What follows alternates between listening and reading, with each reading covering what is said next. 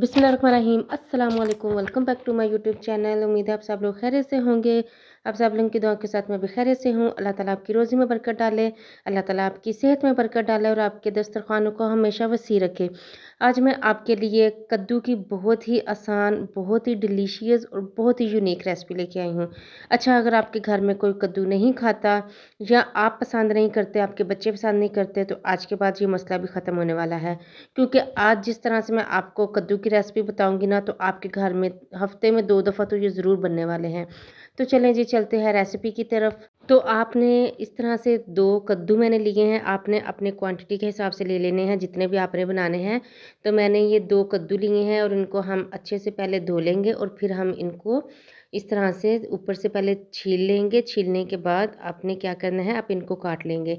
चलें जी, जब तक मैं इनको छील रही हूँ, अगर आप मेरे चैनल पर नए हैं तो मेरे चैनल को सब्सक्राइब कर दीजिए, लाइक कर दीजिए और प्यारा सा कमेंट कर दीजिए और मुझे कमेंट में ज़रूर बताएं कि आप कद्दू शरीफ की रेसिपी किस तरह से बनाते हैं अपने घर में, और आपके बच्चे खाते हैं कि नहीं कद्दू खाते, या आपको कद्दू पसंद है कि नहीं, मुझे रेसिपी में ज़रूर बताइएगा।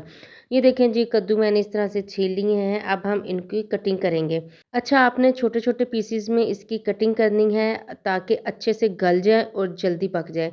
आपको प्रेशर कुकर में इनको गलाना ना पड़े। तो छोटी कटिंग करेंगे तो एक तो ये अच्छे से घुल जाएंगे और दूसरा इनका टेस्ट भी अच्छा आएगा और ये अच्छे से गलेंगे भी। तो इस तरह से, जिस तरह से मैं आपको बता रही हूँ ना, छोटे छोटे पीसीज में आपने इनको कट कर लेना है।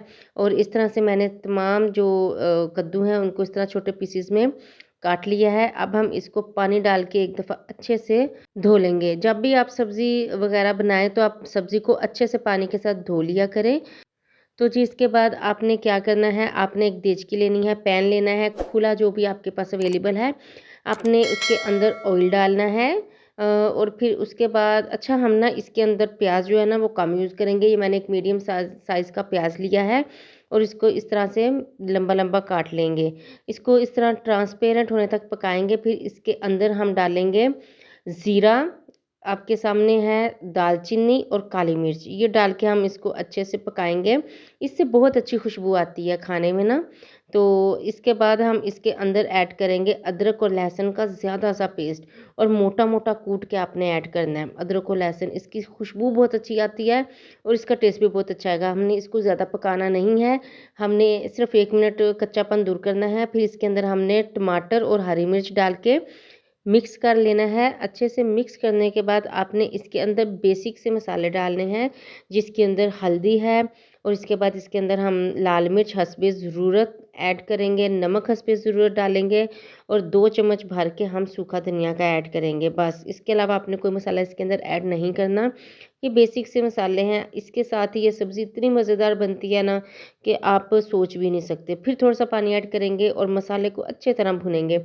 मसाले की भुनाई से बहुत फ़र्क पड़ता है सब्ज़ी पर। सब्ज़ी की खुशबू भी बहुत अच्छी आती है और टेस्ट भी बहुत ज़बरदस्त आता है। अच्छा जी, हमने अच्छे से भुनाई कर ली है। तकरीबन 5 से 7 मिनट मैंने भुनाई की है मसाले की। फिर इसके अंदर इस तरह से बारीक कटा हुआ कद्दू ऐड करना है। और अब कद्दू जो है ना, ये भी पानी छोड़ेगा।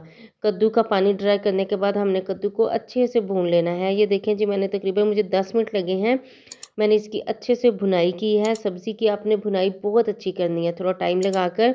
तो जो आप मसालेदार सब्ज़ी बनाते हैं ना, उसका सारा दारोमदार इसकी भुनाई पर होता है। भुनाई अच्छी होगी तो सालन खुद ब खुद मज़ेदार बनेगा। चलें जी, अब इसके अंदर आपने 1 गिलास पानी ऐड करना है। कद्दू जो है वो पानी थोड़ा ज़्यादा लेता है गलने के लिए, तो आप ज़्यादा पानी भी ऐड कर सकते हैं। मैंने तकरीबन 1 से 1.5 गिलास पानी इसके अंदर डाला है। अब इसको तकरीबन 10 से 15 मिनट के लिए, जब तक पानी खुश्क नहीं होता, हम इसको कवर करके रख देंगे। 10-15 मिनट के बाद मैंने इसको, ये देखें, खोल के देखा है तो माशाल्लाह से पानी भी खुश्क हो चुका है। ये देखें जी, ऑयल की जो तरी है ना, ये भी सालन के ऊपर आ गई है। इसका मतलब है कि हमारा जो कद्दू शरीफ है ना, ये बनकर रेडी हो चुका है और खुशबू बहुत ज़बरदस्त आ रही है और टेस्ट तो उससे भी ज़्यादा अच्छा होगा। तो अब मुट्ठी भर कर आपने इसके अंदर धनिया डालना है। 2 हरी मिर्च 2 से 3 कटी हुई डाल दें। इससे फ्रेशनेस का एहसास होगा और जो सब्ज़ी है उसमें फ्रेशनेस आएगी। और सबसे इम्पोर्टेंट, आपने खुशबू के लिए इसके ऊपर सूखी कसूरी मेथी जो है वो डाल देनी है।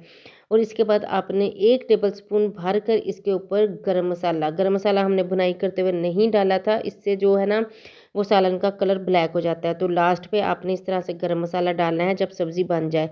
अब हम इसको अच्छे से मिक्स करेंगे जी। माशाल्लाह से कद्दू जो है वो हमारा रेडी हो चुका है। खुशबू बहुत अच्छी है, टेस्ट बहुत अच्छा है और देखने में भी शक्ल बहुत अच्छी है। अब हम इसको डिश आउट करेंगे। तो जी ये देखें, इस तरह से हमारा कद्दू बनकर रेडी हो चुका है। आप इस रेसिपी को ज़रूर ट्राई कीजिएगा, बहुत ईज़ी, बहुत मज़ेदार है। मिलते हैं आपसे नेक्स्ट रेसिपी के साथ, तब तक के लिए अल्लाह हाफ़िज़।